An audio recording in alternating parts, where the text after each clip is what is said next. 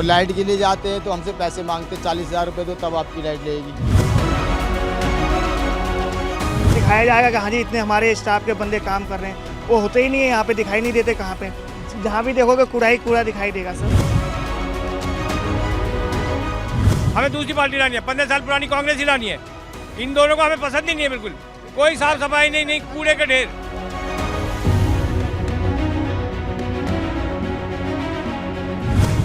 MCD election का आगाज हो चुका है। सभी राजनीतिक पार्टियां रण में कूद चुकी हैं, बल्कि न सिर्फ कूद चुकी हैं, अब तो राजनेताओं की नूरा कुश्ती शुरू हो चुकी है। हम मौजूद हैं पूर्वी दिल्ली के पटपड़गंज में, वार्ड नंबर 197। आइए यहाँ के लोगों से जानते हैं कि आखिर यहाँ के मुद्दे क्या हैं, क्योंकि नेता आते हैं, वादे करते हैं, चले जाते हैं, लेकिन जनता का कहना है कि उनकी समस्याएं जस की तस रह जाती हैं। तो आइए यहाँ से जानते हैं कि लोगों की समस्याएं क्या हैं और उन्हें इस बार अपने नेताओं से क्या उम्मीद है।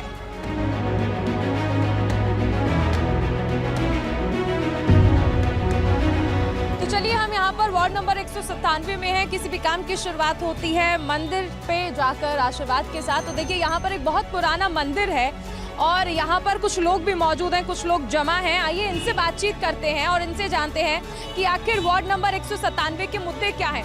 भाई साहब, वार्ड नंबर 197 के मुद्दे क्या क्या है एमसीडी चुनाव को लेकर? मेन चीज़ है कि यहाँ सफाई की व्यवस्था ठीक नहीं रहती।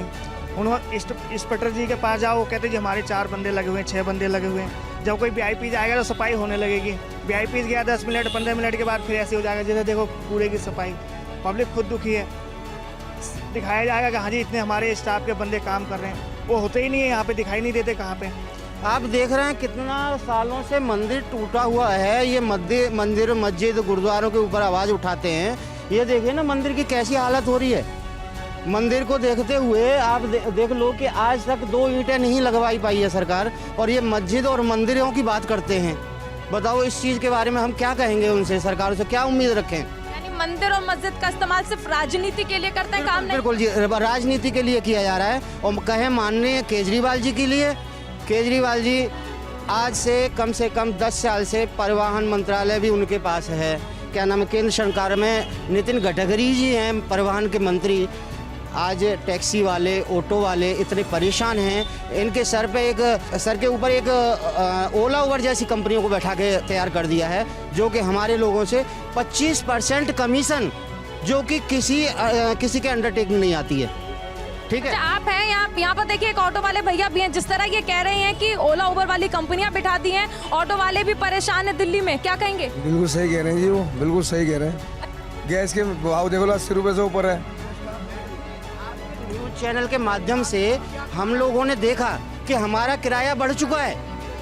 आपके न्यूज़ चैनलों के माध्यम से ही देख रहे हैं कि हमारा किराया बढ़ चुका है। आज हम प्रीपेड बूथ पे अगर हम ऑटो या टैक्सी लगाते हैं तो हमें वही किराया मिलता है जो आज से 6-7 साल पहले था। शिकायत किससे? केंद्र सरकार से, राज्य सरकार से? मैडम दोनों से ही हमें शिकायत है। इससे बढ़िया तो क्या नाम है आपकी कांग्रेस सरकार थी, जो आम आदमी को रोटी पानी वगैरह से किसी भी चीज़ की दिक्कत नहीं थी। ठीक है, एक बार जा करके बोलो सारे काम सिद्ध होते थे।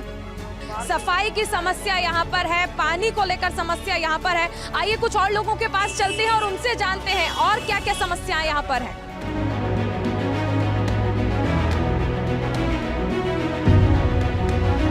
कांग्रेस के टाइम में 1 रुपए की 4 रोटी थी और अभी जो है 5 रुपए की 1 रोटी है। साफ सफाई भी नहीं रहती यहाँ पर। मंदिर के सामने कूड़ा पड़ा रहता है और मच्छर इतने रहते हैं बहुत ज़्यादा। देखो अभी जो है, अभी कैमरा देखा तो जो है जब भी कूड़ा उठाया इन्होंने। अब बताओ जो है ऐसे गंदगी रहेगी तो ऐसे काम नहीं चलेगा। 40-45 साल हो गए हमें बैठे हुए हैं यहाँ पर। हमारे लिए कोई सुविधा नहीं, केजरीवाल जी ने कोई सुविधा नहीं कर रखी हमारे लिए। और केजरीवाल जी ने हमारी दुकान और तुड़वा दी यहाँ पर। और लाइट के लिए जाते हैं तो हमसे पैसे मांगते 40,000 रुपये दो तब आपकी लाइट लगेगी। हम जबकि चलान भी है हमारे यहाँ के और हम इनकम टैक्स भी देते हैं यहाँ की, फिर किस बात के पैसे दे? सबके मीटर लगे हुए रोड पे। यूं तो पटपड़गंज पटपड़गंज के लोगों की तमाम समस्या हैं, लेकिन जो प्रमुख समस्या यहाँ के लोग जिसके बारे में चर्चा कर रहे हैं वो है साफ सफाई। जी हाँ, यहाँ पर साफ सफाई की सबसे ज्यादा कमी बताई जा रही है। एक तरफ केंद्र सरकार की ओर से स्वच्छ भारत अभियान चलाया जाता है, प्रधानमंत्री नरेंद्र मोदी लगातार उसके बारे में चर्चा करते हैं, तो दूसरी तरफ आम आदमी पार्टी भी झाड़ू से बोलती है कि सारा कूड़ा साफ कर दिया जाएगा। लेकिन अगर साफ सफाई हो रही है तो ये कैसी तस्वीरें हैं जो पटपड़गंज के लोगों को परेशान करती है। ये कूड़ा जिसकी दुर्गंध इस हद तक बढ़ी हुई है कि यहाँ पर लोगों का जीना दुभर हो चुका है। लेकिन सबसे अहम चीज है कि ये कूड़ा जो है ये सिर्फ सड़क पर ही नहीं, ये रेजिडेंशियल कॉलोनी रिहायशी इलाका है जिसमें पड़ा हुआ है। आप पीछे घर देख सकते हैं, साथ में यहाँ पर कूड़ा देख सकते हैं। अब सबसे बड़ी समस्या लोगों की ये है कि ये कूड़ा जब बरसात होती है तो और ज्यादा दुर्गंध फैलाता है और उसके साथ ही सड़कों पर आ जाता है, उनके घरों तक जाता है, जिसकी वजह से तमाम बीमारियों का सामना उन्हें करना पड़ता है। हमारे साथ कांग्रेस प्रत्याशी रत्ना शर्मा जी हैं। रत्ना जी, यहाँ पर एमसीडी चुनाव हो रहे हैं, आप प्रत्याशी हैं कांग्रेस की तरफ से, आपसे समझना चाहेंगे कि अगर जनता आप पर भरोसा जताती है तो आप किन किन मुद्दों पर काम करने वाली हैं? यहाँ पे जो एमसीडी के अंतर्गत जो समस्याएं आती हैं उन्हीं पे समस्याओं पे ध्यान दिया जाएगा, जैसे कि नालियों की साफ़ सफाई है, पार्कों की साफ़ सफाई है, या कूड़े के ढेर आज बहुत बड़ी समस्या बन चुकी है, उस पर काफ़ी ध्यान दिया जाएगा। और समस्याओं में तो एक स्कूल की सबसे ज़्यादा समस्या है कि प्राइमरी स्कूल में जो बच्चों का खाना है वो बिल्कुल अच्छा नहीं आ रहा है, जिसकी वजह से बच्चे बीमार हो रहे हैं।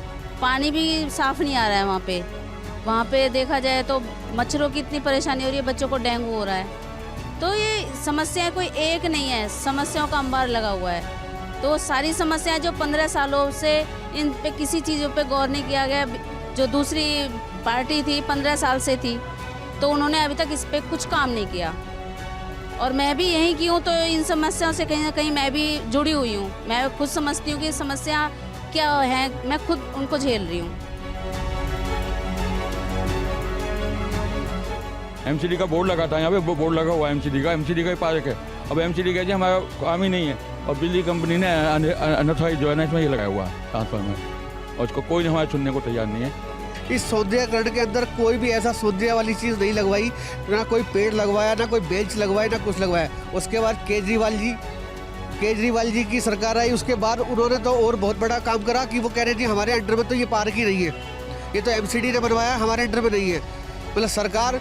उसके बाद एमसीडी ने बिल्कुल क्लियर कट कर दिया कि हमारे अंडर में नहीं है। पीडब्ल्यूडी वाले कहते हैं कि जी हमारे अंडर में है। पीडब्ल्यूडी वालों ने अवैध निर्माण करवा के इसमें ट्रांसफार्मर लगवा दिया है।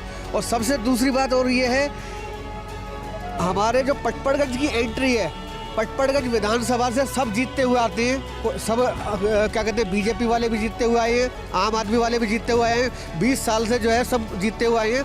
लेकिन पटपड़गंज की एंट्री सबसे पहला तो हमारे कूड़ेदान से ही वो होता है। सबसे पहली एंट्री हमारे पटपड़गंज विधानसभा का हमारा देख लीजिए आप। यहाँ पर 15 साल से बीजेपी है एमसीडी में, और 10 साल के करीब मनीष सिसोदिया के हो गए। यहाँ कूड़े का ढेर लगे हुए हैं, पटपड़गंज वेलकम कूड़े का ढेर से होता है। यहाँ बच्चों को सांस लेने में परेशानी हो रही है, स्कूल जाते हैं तो पानी नहीं मिलता पीने को, हॉस्पिटल आते हैं दवाई नहीं मिलती, वहाँ पे ये कर क्या रहे हैं दोनों के दोनों, आपस में लड़ते रहते हैं। उसने पैसे नहीं दिया, इसे नहीं दिया, इन्हें दिया, सफाई कर्मचारियों को पैसे नहीं मिलते, कूड़े के ढेर लगे रहते हैं, कोई सुन ही नहीं रहा यहाँ पे। अब के पटपड़गंज की जनता ने मन बना लिया है कि इन दोनों को हटाना है यहाँ से, हमें दूसरी पार्टी लानी है, 15 साल पुरानी कांग्रेस ही लानी है। इन दोनों को हमें पसंद ही नहीं है बिल्कुल, कोई साफ सफाई नहीं, कूड़े का ढेर। यहाँ बिल्डर ने 6 मंजिल की अलाउड है क्या यहाँ पे दिल्ली में, 6 मंजिल को बना रखा उन्होंने, कोई सुनवाई नहीं किसी की। RWA पटपड़गंज गाँव वाले सब एप्लीकेशन दे, कोई नहीं सुनता, सब मजे कर रहे हैं अपने आपस में, दोनों लूट खटोस मचा रखी दोनों ने। मंदिर को देखते हुए आप देख लो कि आज तक 2 ईंटें नहीं लगवाई पाई है सरकार, और ये मस्जिद और मंदिरों की बात करते हैं। आपके न्यूज़ चैनलों के माध्यम से ही देख रहे हैं कि हमारा किराया बढ़ चुका है। अगर बात करूं अपने वार्ड की या अपने विधायक जो यहाँ रह चुके हैं मनीष सिसोदिया, आज तक उन्होंने कोई पटपड़गंज में कोई नया काम ऐसा नहीं करा जो पटपड़गंज वाले खुश हो जाएं।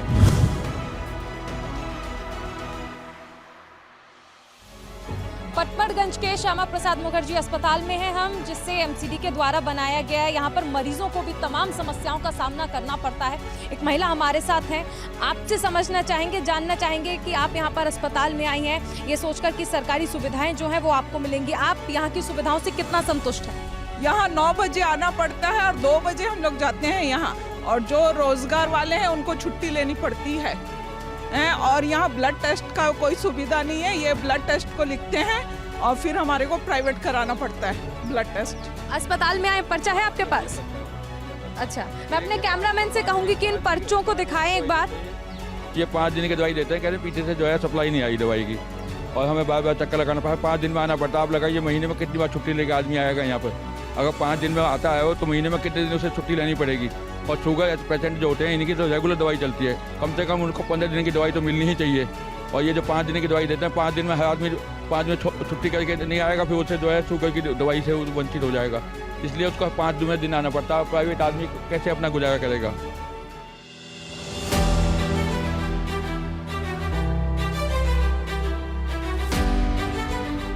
यहाँ से कोई वैसा केस होता है उसे लाल बहादुर के लिए भेज देते हैं। यहाँ से कोई टेस्ट वगैरह कोई कैसा ही होता है तो वो लाल बहादुर के लिए भेज देते हैं। यहाँ नहीं होता कुछ भी। यहाँ डिलीवरी है वो भी है, कहते हैं ज़्यादा वो नहीं करते, सब लाल बहादुर के बड़े केस में ही भेजते हैं। लाल बहादुर मेरे बहू का बच्चा हुआ है, 1 हफ्ते हुआ है, यहाँ पे नहीं हुआ है। यहाँ पर डॉक्टर नहीं होते हैं या फिर क्या कहते हैं, क्यों नहीं करते यहाँ डिलीवरी? करवाते क्यों नहीं है? मेरे नहीं कराई डिलीवरी है। जो सीरियस होता है वो भेजते हैं, नहीं करवाते हैं, ऐसी बात नहीं। जो सीरियस होता है उसे भेजते हैं लाल बहादुर में का कोई वो हो जा।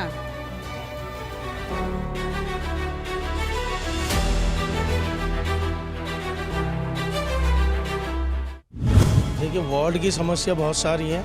अगर बात करूं अपने वार्ड की या अपने विधायक जो यहाँ रह चुके हैं मनीष सिसोदिया, आज तक उन्होंने कोई पटपड़गंज में कोई नया काम ऐसा नहीं करा जो पटपड़गंज वाले खुश हो जाएं, सिवा अपनी जेब भरने के अलावा। एक तरफ वो कहते थे कि हम काम कर रहे हैं, क्लासरूम बना रहे हैं, स्कूल बना रहे हैं। आज की आप हेडलाइन देखेंगे आपके चैनल से तो 1300 करोड़ रुपए का घोटाला करा है। अपने आप को ईमानदार बताने वाली पार्टी आज सबसे ज़्यादा भ्रष्टाचार पार्टी है। तो क्या वार्ड में काम करेंगे? वो अपनी जेब भर रहे हैं और बार विदेशों में जाके पैसा लगा रहे। जो काम बीजेपी का था वही काम इनका है। कोई लाइट इन्होंने नहीं करा रखी।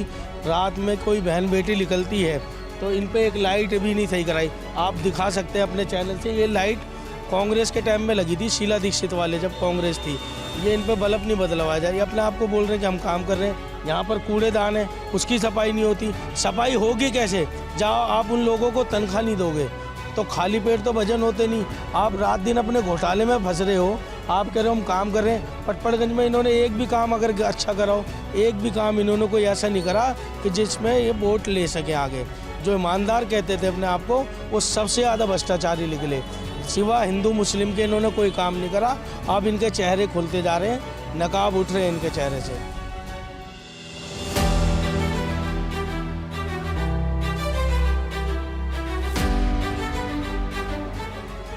हमारे साथ पूर्वी दिल्ली के सांसद गौतम गंभीर जी हैं। Gautam ji, BJP mission repeat के तहत काम कर रही है, गुजरात हो, हिमाचल हो और अब एमसीडी। क्या तैयारियां हैं भारतीय जनता पार्टी की? क्या क्या प्रमुख मुद्दे हैं जिन पर फोकस रहेगा?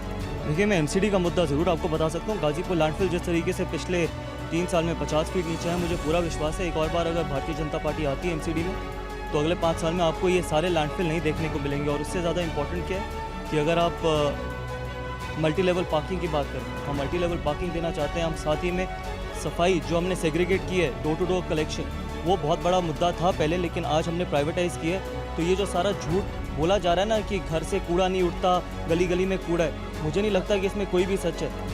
मुख्यमंत्री जी इसी रास्ते से गए थे ओथ लेने और उनको 8 साल लगे हैं इस गाजीपुर के पहाड़ पे आने के लिए। 8 साल में सिर्फ एक बार आए हैं। तो जो ये पहाड़ या लैंडफिल का मुद्दा उठाते हैं उनको अपने आंखों में खुद जाके देखना चाहिए, शीशे में खुद अपनी शक्ल देखनी चाहिए और फिर बात करनी चाहिए। मुझे पूरा विश्वास है भारतीय जनता पार्टी फिर से एक और बार एमसीडी में आएगी और बेहतर काम करेगी। और एक और चीज़ कहना चाहता हूँ, जो 13,000 करोड़ रुपये देने हैं ना दिल्ली सरकार ने, वो दीजिए एमसीडी के, क्योंकि कर्मचारियों की कोई गलती नहीं। आपकी छोटी राजनीति से कर्मचारी और दिल्ली की जो जनता है वो भुगत रही है। एक और सवाल, परिसमन के बाद ये चुनाव हो रहा है तो क्या लगता है अब क्योंकि वार्ड जो है वो 250 हो गए, तो किसी तरह की कोई चुनौती आपको नजर आती है? देखिए, हम कोई भी चुनाव ऐसा लाइटली नहीं लेते, चाहे वो हिमाचल का हो, गुजरात का हो, चाहे वो एमसीडी का हो। सच्चाई ये है कि आपको चुनाव को चुनाव के तरीके से लड़ना चाहिए। और मैं सिर्फ इतना कहना चाहता हूँ कि हम बहुत कॉन्फिडेंट हैं। हम बाकियों की तरह कोई पर्ची पे लिख के या फिर कोई ऐसी ऑब्नॉक्शियस फिगर्स नहीं देते। हमारा काम है सेवा करना, लोगों के बीच में जाना, उनको सच्चाई बताना और वही हम आगे करते रहेंगे। बहुत शुक्रिया। तो हमारे साथ है गौतम गंभीर, जिन्होंने कहा कि हमारा सिर्फ मुद्दा यही है कि हम जनता की सेवा करें, हम पर्चियां नहीं बांटेंगे बल्कि काम कर कर दिखाएंगे।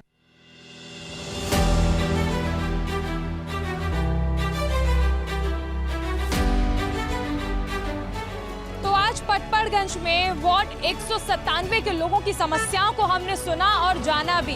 कल फिर आपको लिए चलेंगे एक और वार्ड में और बताएंगे आपको क्या क्या वहां के लोगों की समस्याएं क्या हैं, उन्हें अपने नेताओं से उम्मीद क्या है। फिलहाल दिल्ली से कैमरामैन मनीष के साथ न्यूज़ इंडिया के लिए मैं चारुल शर्मा।